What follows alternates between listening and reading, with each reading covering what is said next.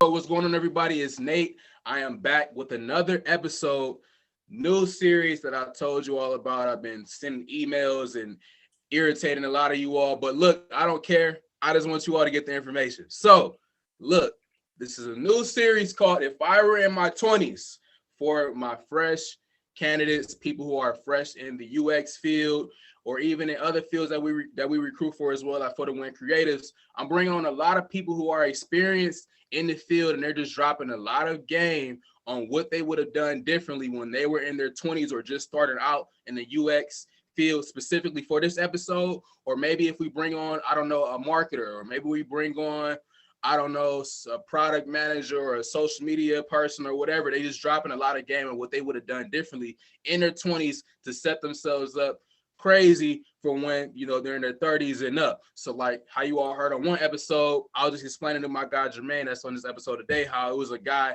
who he was at a tech company and he sold all of his shares in the beginning stage of the company. And if he would have kept those shares in the company, he would have been a multi-millionaire today at the exit of the company. So it's like things like that you can learn from and different people's experiences, and then apply, take, and keep whatever you want. And this type of stuff will help pretty much push you all forward, because a lot of people wish they had a mentor. A lot of people today still want a mentor, and they can't find one or just can't find information. So this is why this series is so valuable and why I'm super, super excited about it. But saying that to say, today we have my guy Jermaine Richards on right now. He has nearly 20 years experience in the UX field. And he's pretty much going to drop a lot of game on what he would have done differently in his 20s. I'm going to have him give his own introduction about his experience, just to add a little bit, just to add credibility there, so you all can hear he's the real deal. And then he's going to move into what he would have done differently in his 20s. So what's going on, Jermaine, man? Happy to have you on, brother. Hey, thank you for being here. Appreciate it. Thanks so much. Mm-hmm. So to get the people a little introduction of who you are. And what you so my name is Jermaine Richards. So I've been in the industry for about 20 plus years now. I've worked in multiple industries. I've worked in healthcare. I've worked in real estate. Excuse me. I've also worked in the consumer products field as well, working for companies like Samsung. I currently focus in the healthcare field right now, working with a company called Beckman Coulter, and they do medical equipment for diagnostics in the healthcare industry, to monitor and to fully automate their laboratories. So my role at the company is to work on the digital channels, to work in the user experience field, to update any digital applications they might have, web platforms, or user interface. So yeah, that's pretty much what I've been working on for the past 10 years now. Okay, sweet. So let me ask you this question here. So first and foremost, what made you get interested in the field in general? Like, what made you even get interested in wanting to do this type of when I started out with my background, I started in a commercial industry where I did a lot of commercial design, graphic design, mainly print design. And I think what guided me towards being a user experience designer is to try to understand the full picture in terms of what am I creating my artwork for? Like, who is the end user? So, initially as a graphic designer, you would create a product and then ship that product out, maybe a package design or print design, and that's it. Never really get a better understanding of who that actual end user is. So that piqued my interest, and I started to do a lot of research and, took some courses and classes and, went back to school to some degree to better understand, what the product that I'm actually creating and who am I creating these products for and how to create a better experience for them, because graphic design is just one picture of the whole game. You want to think of it from a whole holistic point of view. So, understanding who that end user is, how to consume a particular product, and how can you create a unique, cohesive experience for them. So that's where user experience comes in, trying to do that research up front to understand, who these personas are, what are the behaviors, what are their emotional drivers, and how to actually create a better end result for them. Okay. So then I've seen it a lot. I actually was talking to an animator not too long ago, and he transitioned into the field and said the same exact thing that you said. So that's pretty interesting. Now, when you were getting into the field, what was the barrier to entry like, trying to get in the door at a company and actually get hired? And what was that entire experience like? That's a good question. So when I first started out as from a graphic designer going to user experience, a lot of large firms and companies wanted to see that you really know how to do the customer research to understand the users. It's not just about pretty pictures, a portfolio of the work you've done. You want to show your thought process, how you interview with customers, how do you perceive customers' pain points, and how to bring those pain points into a product or a design sample to provide a solution for them. So what they look for from a portfolio standpoint is to look at your thought process, tell them the story behind the approach you took, the design thinking methodologies that you apply to the actual project to make it to come to light. So, you want to show them like a lot of design concepts, wireframes that you work on, working with a team of developers where needed, working with maybe research developers to better understand that, it's a design process, not just one element. So I think, a lot of firms, that's specifically what they look for, your thought process to make sure that you understand the end user. And that's what user experience is pretty much about. So when it came to you coming in the door and getting interviews, right? I'm pretty sure you didn't get hired on the first interview that you took. So Of course not. so like what mistakes do you think you made in the interview process where maybe you left the interview like, wow, I should not have said that, or like, wow, I should, you know what I mean, or I should not have. Yeah. What? It's not much about not what you should have said. I think it's more of understanding the process and where you play a role in the process. At the end of the day, no matter what you do, if it's design, print design and web design or user experience design, you have to solve a problem. You have to be a problem solver. So I think, if you can communicate that to the person you're interviewing with, that, what I'm doing is I'm trying to solve problems to help companies to streamline their products and solutions to create a better product that's more profitable for the company and the end user. I think if you can communicate that to the person that's interviewing you, they'll understand that you have that knowledge or approach where it's not just the pretty pictures, it's more of a methodology you're trying to apply to create a better end result. So did I answer your question?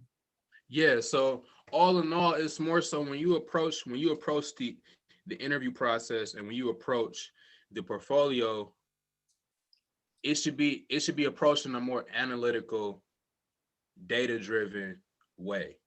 Not really data driven, but just showing your thought process, like, how you can actually solve a problem. So what I would do, like if I was put together a user experience portfolio today, I would want to show this is a problem, this is a solution, and this is my approach that I did to actually come to that solution. So if you can document that in a way where you show some of your samples of work and just walk them through your thought process, your design methodologies. So, when it comes to design thinking and user experiences, some major areas you want to definitely touch on. You want to involve the user early on in the process. This is where you do your research. And then you show some design concepts in terms of this is what you're thinking based off of feedback from the stakeholders, the feedback you got from the individual end users, that this is a product I'm creating, these are some samples. And then you put together a prototype. So that prototype will be your wireframe that shows, your thought process. What are you thinking based on the feedback you got from those users? This is my design process. And then you want to actually test that particular prototype with the end user in mind, to see if it actually meets the needs that they provided to you up front. And then you launch your actual project. So if you can show those steps, it's called design thinking methodologies. If you can show those steps and document it in a way where it's in your portfolio, someone is looking for a user experience designer would see that and be like, okay, this person has a knowledge of actually engaging with the user, going through those steps to come to create a better product. Okay. So I like to answer that question. Now I want to shift a little bit into the companies that you were with. So when it comes to you choosing places to work and different things Mhm. like that, when you were in your 20s, what mistakes did you make in the companies that you chose, or maybe how you interacted within the company? Like what mistakes did you make that you would tell your 20-year-old, say, okay, like this is not the way to go about it, or this is Yeah, the, you yeah, know. right. The one thing that stands out to me now you said that is, being more open and networking more, and being able to communicate effectively with your peers. and networking and building a team of people that you can rely on to help you to get to that next step. The reason I say that, because a lot of times designers, programmers, we tend to stay in our own bubble, meaning we tend to stick to ourselves, come in and just get work done and not really communicate or explain and collaborate with team members. And I think the more open you can be, the more networking you can build as you start your career, the better off you'll be to find better opportunities, to find better direction in terms of which way you want to go. Another thing you mentioned earlier on in the discussion is having that mentor. I think a lot of times that's the key thing that I wish that I had when I first started out. Having someone I can rely on that can point me in the right direction and be like, okay, consider this option versus this option. So yeah, those are the key things I want to. So networking, definitely important, and mentorship. Those are some key things you definitely want to have when you start your career. Mm-hmm. Thank you for that response. Now, another thing that I want to talk about, and this is something that not a lot of people understand really how to navigate through, is your mental state when you are working. So a lot of people have a lot of trauma and different things that have happened in their lives and different things that are going on in their lives now that can affect their productivity when they're working. And it may take a lot of time for people to really understand like things that they can do or like steps that they can take to probably to really combat those type of things.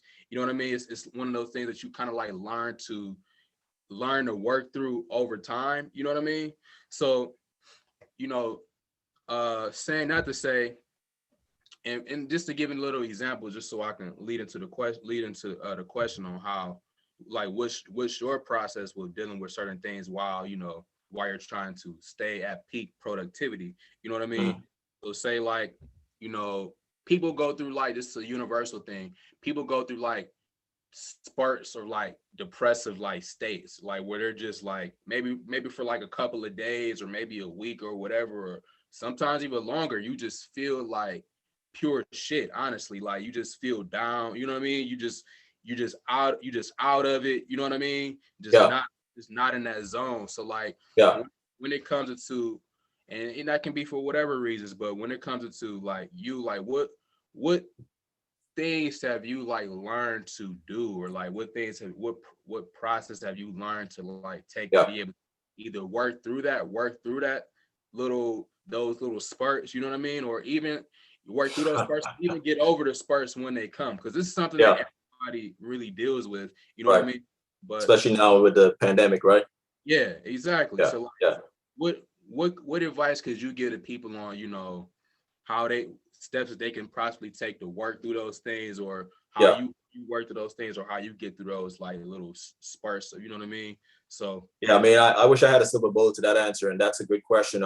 In terms of, I wish I had like key elements or key things that I can point to. I can tell you what is sort of kind of working for me that I continue to work on and try to improve. But from my standpoint, I think to reinvigorate your passion, identify, what exactly is your passion behind why you got into a particular field, and going back to that whole networking thing, joining groups and organizations that have like seminars and workshops where you can collaborate with like-minded people.